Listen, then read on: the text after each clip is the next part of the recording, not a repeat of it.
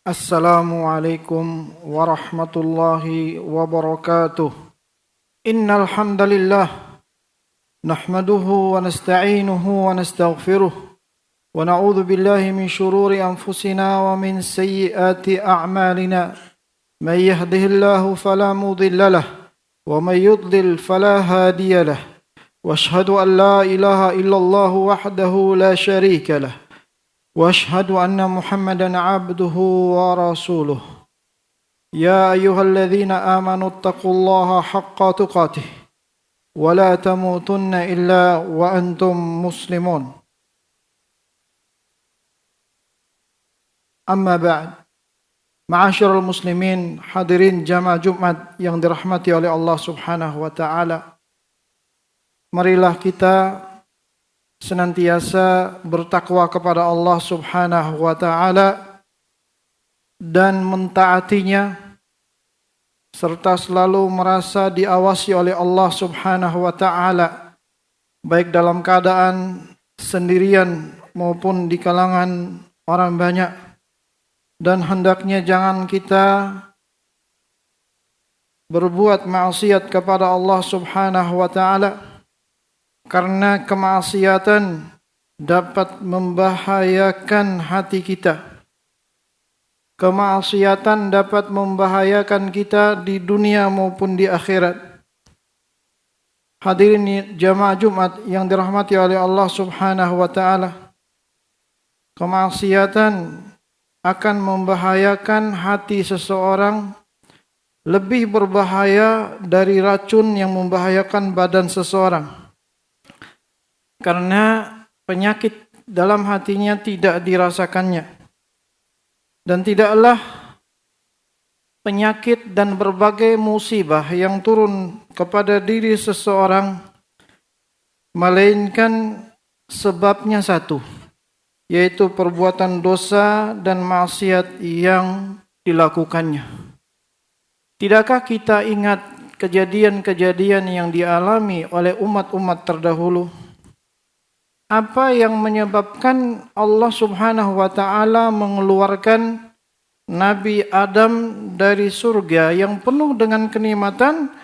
Allah turunkan ke suatu negeri yang penuh dengan ujian, cobaan dan musibah. Tidak lain adalah dosa. Apa yang mengeluarkan iblis dan menurunkan dia dari derajat yang paling tinggi saat itu di langit, di atas langit yang ke-7, Allah jatuhkan dia ke tempat yang paling rendah, ke neraka jahanam, dan Allah laknat dia. Semua disebabkan dosa dan maksiat. Apa yang disebabkan? Allah Subhanahu wa taala menenggelamkan kaum Nabi Nuh alaihi salam dan menenggelamkan seluruh bumi ini. Sampai-sampai gunung pun tidak terlihat karena tenggelam. Semua disebabkan adalah perbuatan dosa dan maksiat kaumnya. Apa yang menyebabkan? Angin yang begitu kencang, angin tornado yang menghantam kaum Nabi Ad sehingga meratakan mereka, sehingga mereka menjadi bagaikan batang-batang pohon kurma yang kering dan berguguran, semuanya karena dosa dan maksiat mereka. Apa yang menyebabkan terjadi kepada kaum Ad yang ditimpakan angin yang sangat kencang, dan kepada kaum Samud yang ditimpakan suara guntur yang sangat kencang, yang sangat deras, sehingga mematikan hati-hati mereka dan membuat mereka berjatuhan, bergelimpangan dan mati. Semua disebabkan dosa-dosa mereka. Apa yang menyebabkan Allah Subhanahu wa taala membalik tanah kaum Nabi Lut sehingga atapnya menjadi dasar dan dasar menjadi atap dan mereka dihujani dengan batu-batu? Semua disebabkan dosa mereka. dan semua yang menimpa kepada umat-umat. Tidaklah dosa merata pada suatu umat, maksiat merata pada suatu umat, melainkan Allah Subhanahu wa taala membinasakan mereka. Tidaklah dosa menimpa pada hati kepada diri seorang, melainkan akan menjadikan hatinya mati. Tidaklah dosa menimpa pada jasad seseorang, melainkan membuat jasadnya terganggu, menjadi jasadnya berpenyakit.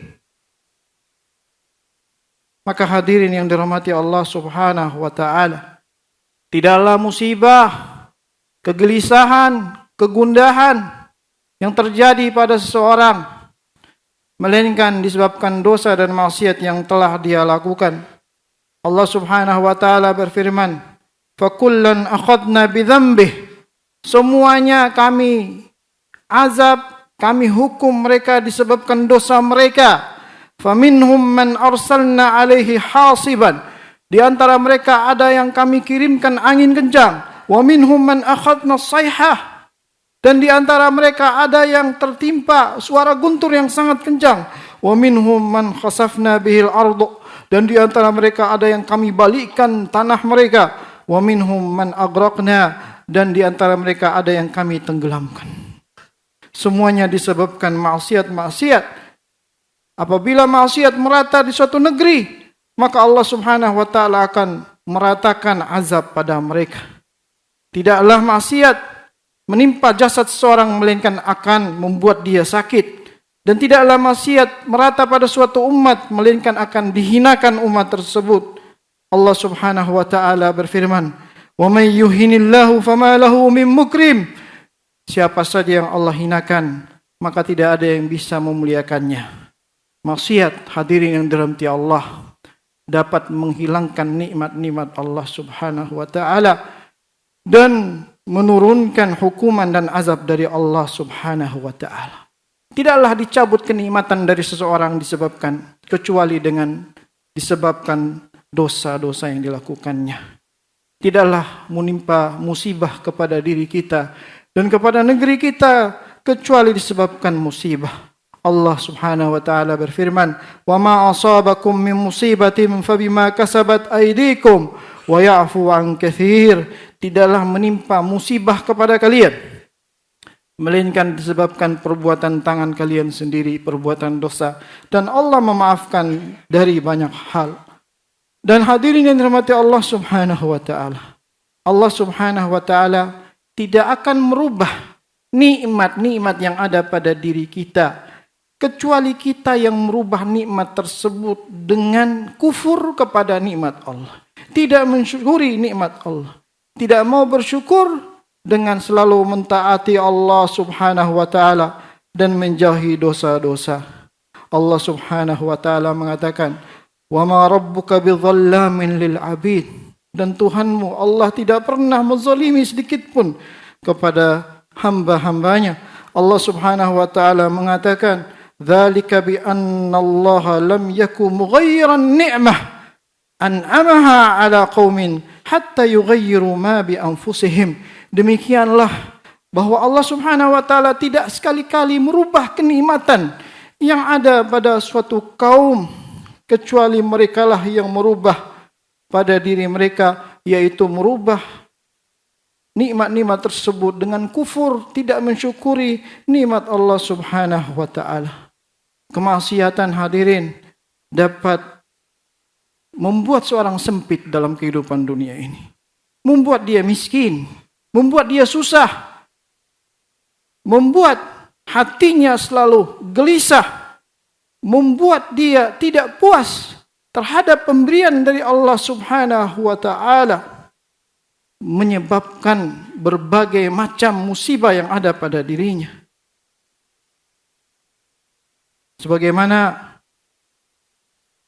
Allah Subhanahu wa taala mengatakan, "Wa man a'rada 'an dzikri fa inna lahu ma'isyatan danka." Siapa saja yang berpaling dari peringatan Allah untuk selalu mentaati Allah, untuk menjauhi maksiat, melainkan dia akan mendapatkan penghidupan yang sempit. Wa nahsyuruhu yaumal qiyamati a'ma, dan kami akan membangkitkan dia pada hari kiamat dalam keadaan buta. Orang yang selalu terus-menerus di dalam kemaksiatan dan tidak bertobat kepada Allah Subhanahu wa taala, ini akan mewariskan pada dirinya berbagai macam keburukan, sebagaimana dikatakan oleh sahabat Nabi Abdullah bin Abbas radhiyallahu anhuma, inna lis-sayyi'ati sawadan fil wajh wa dhulmatan fil qalb wa wahanan fil badan wa naqsan fil rizq wa bughdatan fi qulubil khalq. Sesungguhnya perbuatan maksiat akan mewariskan hitam pada wajah seseorang, membuat wajahnya pucat, dan juga kegelapan pada hatinya, dan membuat penyakit pada badannya, dan akan mengurangi rizki seseorang, dan akan menjadikan orang-orang benci kepadanya. Begitu juga hadirin yang dirahmati Allah Subhanahu wa ta'ala, maksiatan kepada Allah Subhanahu wa ta'ala tidaklah merata di muka bumi ini, melainkan Allah Subhanahu wa ta'ala akan menghilangkan keberkahan pada negeri tersebut, sebagaimana Rasulullah sallallahu alaihi wasallam bersabda di dalam hadis yang diriwayatkan Ibnu Majah dan disahihkan oleh Al-Albani rahimahullah. Beliau mengatakan, wahai golongan muhajirin, 5 perkara. Ada 5 perkara apabila kalian mendapat cobaan dengannya, dan aku berlindung kepada Allah, semoga kalian tidak mengalaminya. Yang pertama, tidaklah kekejian menyebar di suatu kaum. Tidaklah perbuatan zina menyebar di suatu kaum, kemudian mereka melakukannya dengan terang-terangan, kecuali akan tersebar di tengah mereka penyakit taun dan kelaparan yang belum pernah terjadi terhadap para pendahulu mereka. Dan tidaklah orang-orang yang mengurangi timbangan mereka dan takaran mereka, kecuali mereka akan disiksa dengan kemarau yang panjang dan penguasa yang zalim. Dan tidaklah mereka enggan membayar zakat harta-harta mereka, kecuali langit akan tertahan tidak menurunkan air hujan untuk mereka. Dan tidaklah mereka melanggar janji Allah Subhanahu wa ta'ala dan Rasulnya. Janji Allah dan Rasulnya adalah taat kepadanya dan menjauhi larangan-larangan mereka. Tidaklah mereka melanggar janji Allah Subhanahu wa ta'ala, kecuali Allah Subhanahu wa ta'ala akan kuasakan atas mereka musuh dari luar mereka dan menguasainya. Dan tidaklah pemimpin-pemimpin mereka enggan menjalankan hukum-hukum Allah Subhanahu wa ta'ala, dan tidak menganggap lebih baik apa yang diturunkan Allah Subhanahu wa ta'ala, kecuali Allah Subhanahu wa ta'ala akan menjadikan rasa takut pada hati mereka. Hadirin yang dirahmati Allah Subhanahu wa ta'ala, kemaksiatan kepada Allah Subhanahu wa ta'ala di antara sebab jatuhnya suatu negeri dan hilangnya keamanan pada negeri tersebut. Dan juga kemaksiatan, apalagi jika dilakukan secara terang-terangan, ini lebih besar lagi dampak dan akibatnya. Sebagaimana Rasulullah sallallahu alaihi wasallam bersabda, "Kullu ummati mu'afa illa al-mujahirun. Kullu ummati mu'afa illa al-mujahirun wa inna minal mujaharah an ya'mal ar-rajulu 'amalan bil-lail thumma yusbih wa qad satarahu Allah alaihi fayaqul ya fulan amiltul bariha kadza wa kadza wa qad bata Allah azza wa jalla yasturuh wa yusbih yakshifu sitrallah an." Semua umatku, kata Rasulullah sallallahu alaihi wasallam, dimaafkan dosa-dosanya kecuali orang-orang yang terang-terangan. Dan sesungguhnya di antara bagian dari terang-terangan adalah seorang yang di malam harinya dia melakukan suatu perbuatan dosa, kemudian di pagi harinya dia mengatakan kepada orang-orang yang di sekitarnya, tadi malam saya telah berbuat perbuatan ini dan itu. Walaupun untuk berbangga dirinya, dilarang menceritakannya dan menceritakannya dosanya seperti dosa dia melakukannya sendiri. Padahal kata Rasulullah SAW, Allah Subhanahu wa taala di malam hari telah menutup aibnya, kemudian di pagi hari dia membuka apa yang telah dia tutup, yang telah Allah Subhanahu wa taala tutup. Dan ini lebih besar lagi dampaknya. Walaupun tatkala tidak menceritakannya juga, tatkala melakukan sendirian juga merupakan dosa yang sangat besar di sisi Allah Subhanahu wa taala. Maka hadirin yang dirahmati Allah Subhanahu wa taala, hendaknya kita menjauhi dosa-dosa dan maksiat, mujahadah melawan hawa nafsu kita di dalam menjauhi dosa-dosa dan maksiat, meninggalkan dosa dan segera bertobat kepada Allah Subhanahu wa taala, karena Allah Subhanahu wa taala Maha Pengampun atas segala dosa-dosa. Qul ya ibadiyalladzina asrafu ala anfusihim la taqnatu min rahmatillah innallaha yaghfirudz dzunuba jami'a innahu huwal ghafurur rahim. Katakanlah kepada mereka, wahai hamba-hambaku yang telah melampaui batas terhadap diri mereka sendiri, janganlah engkau berputus asa dari rahmat Allah Subhanahu wa taala. Sesungguhnya Allah Subhanahu wa taala mengampuni dosa-dosa kalian seluruhnya. Sesungguhnya Allah Subhanahu wa taala Maha Pengampun lagi Maha Penyayang. Aqulu ma tasma'un wa astaghfirullahal azim li wa lakum min kulli dhanb fastaghfiruhu innahu huwal ghafurur rahim.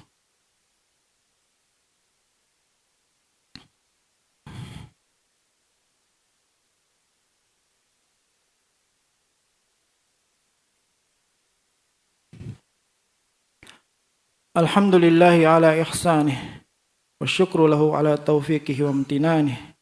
Asyhadu an la ilaha illallah wahdahu la syarika lah wa asyhadu anna Muhammadan abduhu wa rasuluh. Amma ba'd. Ma'asyiral muslimin, hadirin jamaah Jumat yang dirahmati Allah Subhanahu wa taala. Sebagai penutup, hari ini adalah hari Jumat. Harinya banyak bersalawat kepada Rasulullah sallallahu alaihi wasallam. Maka hendaknya kita memperbanyak mengucapkan salawat kepada Rasulullah sallallahu alaihi wasallam. Karena Allah Subhanahu wa taala mengatakan, "Innallaha wa malaikatahu yusholluna 'alan nabi, ya ayyuhalladzina amanu shallu 'alaihi wa sallimu taslima." Sungguhnya Allah dan para malaikatnya bersalawat kepada Nabi. Wahai orang-orang yang beriman, bersalawatlah kalian kepada Nabi yang mulia dan ucapkanlah salam kepadanya. Barang siapa yang bersalawat kepadaku, kata Rasulullah sallallahu alaihi wasallam, satu kali, maka Allah Subhanahu wa taala akan membalas salawatnya untuknya sebanyak 10 kali. Dan juga di hari Jumat ini banyak waktu-waktu mustajab, dikabulkannya doa-doa. Maka hendaknya kita memperbanyak doa di hari Jumat. Khususnya di sore hari menjelang maghrib. Disitulah Rasulullah SAW menyatakan waktu-waktu yang sangat mustajab di sisi Allah Subhanahu wa taala. Sebagaimana para ulama salaf dahulu, tatkala selesai dari salat asar, mereka tidak keluar dari masjid. Mereka duduk berdoa kepada Allah Subhanahu wa taala sampai maghrib. Karena mereka tahu di situ di antara waktu-waktu yang sangat mustajab di sisi Allah Subhanahu wa taala. Semoga Allah Subhanahu wa taala senantiasa memberikan kita taufik dan hidayah untuk selalu berdoa kepada Allah Subhanahu wa taala dan dijauhkan kita dari berbagai perbuatan maksiat dan dosa-dosa. Dan semoga Allah mengampuni segala dosa-dosa kita dan memberikan taufik kepada ketaatan dan menjadikan kita min ahlil jannah, ahli surga firdaus. Amin ya rabbal alamin. Allahumma shalli ala Muhammadin wa ala ali Muhammad. كما صليت على إبراهيم وعلى آل إبراهيم في العالمين إنك حميد مجيد وبارك على محمد وعلى آل محمد كما باركت على إبراهيم وعلى آل إبراهيم في العالمين إنك حميد مجيد وارض اللهم عن الخلفاء الراشدين المهديين أبي بكر وعمر وعثمان وعلي وعن الصحابة أجمعين والتابعين لهم بإحسان إلى يوم الدين اللهم اغفر للمسلمين والمسلمات والمؤمنين والمؤمنات الأحياء منهم والأموات إنك سميع قريب مجيب الدعوات اللهم إنا نسألك الجنة ومن قرب إليها من قول أو عمل ونعوذ بك من النار ومن قرب إليها من قول أو عمل اللهم أعز الإسلام والمسلمين اللهم أعز الإسلام والمسلمين وأذل الشرك والمشركين اللهم انصر المسلمين في كل مكان اللهم انصر المسلمين في غزة اللهم انصر المسلمين في فلسطين اللهم دمر اليهود والكفرة ومن عاونهم اللهم دمر اليهود والكفرة فإنهم لا يعجزونك ربنا آتنا في الدنيا حسنة وفي الآخرة حسنة وقنا عذاب النار وآخر دعوانا أن الحمد لله رب العالمين.